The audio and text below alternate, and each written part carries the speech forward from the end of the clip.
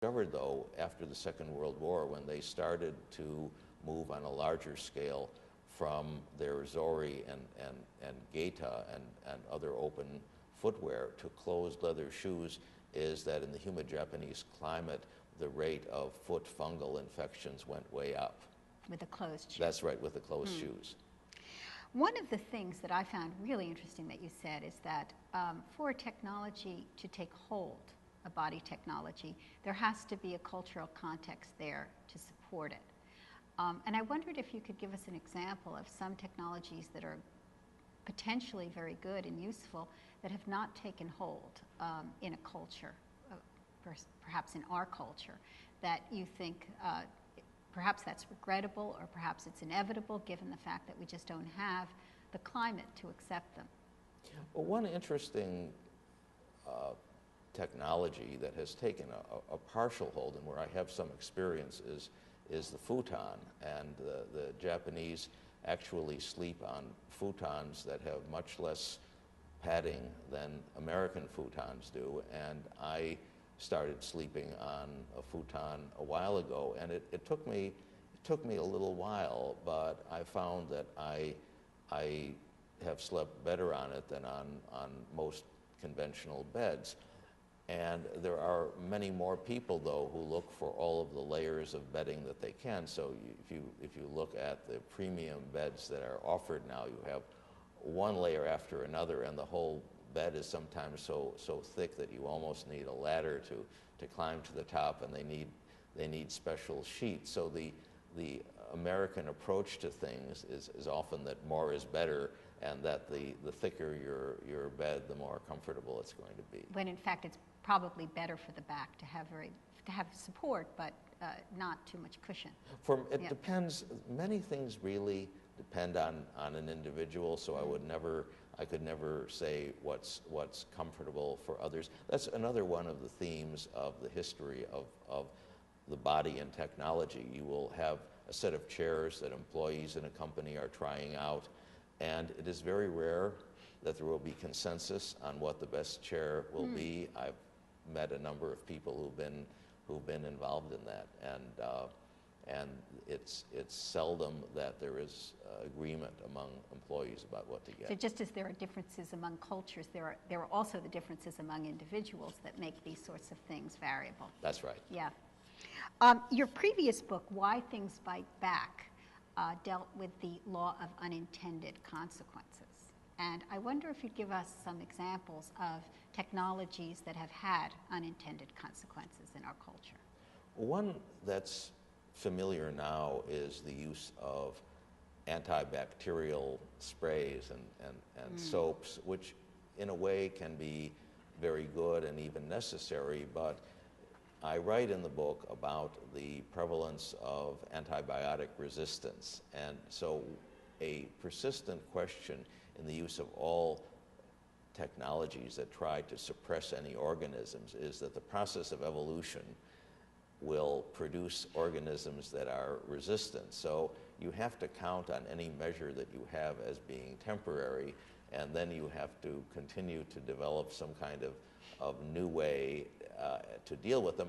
And many people believe now, actually, and there's medical evidence to prove it, that children who grow up in a dirty environment, playing with household pets, playing in the dirt, actually develop better immune systems than kids who are raised in ultra-sanitary environments, and that's called the hygiene hypothesis.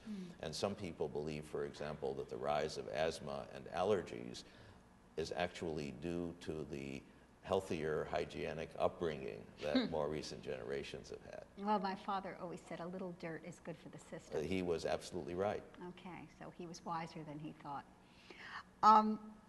You also, I suppose, relating to this notion of unintended consequences is a riff that you have on the safety pin. I wonder if you'd talk a little bit about how the safety pin is, perhaps that's a misnomer for it to be called the safety pin.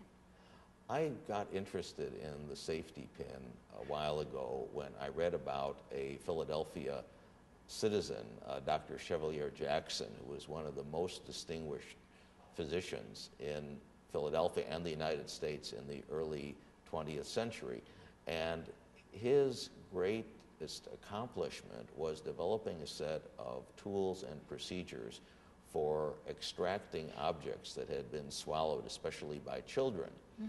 One of the most difficult things that he had was removing safety pins, because a safety pin might look safe when it's closed, but parents would leave open safety pins around, and children would sometimes swallow them. And once they were swallowed, of course, because of that springing feature, it was sometimes a very delicate thing to close them and remove them. So he had a special device that I think is in use even today to do that, and he called the safety pin the danger pin. Okay.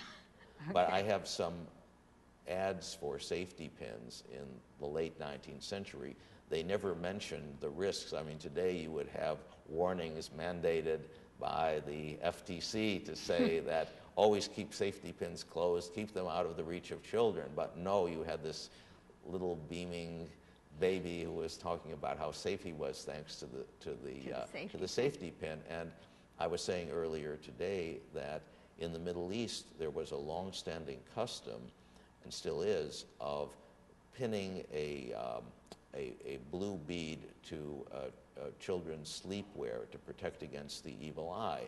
And more recently, instead of using a thread, which was the way in decades past, many parents have been using safety pins, and so those safety pins have sometimes been swallowed by children, and there was a paper by a number of Turkish doctors about how widespread this problem had become in Turkey.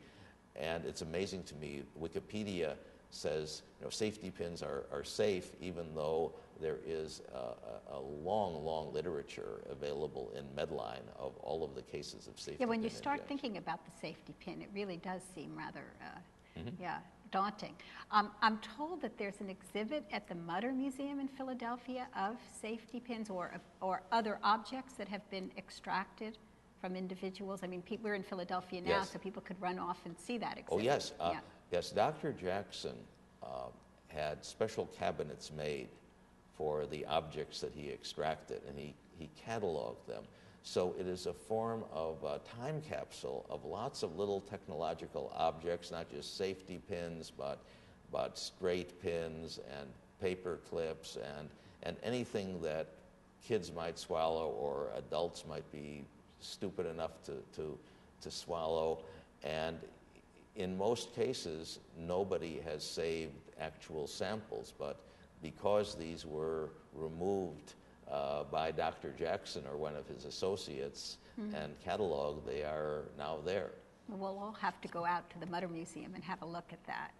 Anyway, I want to thank you very much, Edward Tenner, for joining us today. You've been a wonderful guest, and I think you've illuminated the everyday technology of our lives. Thank you very much. It's been wonderful to be here. Yes, and thank you for joining us today at the Drexel interview.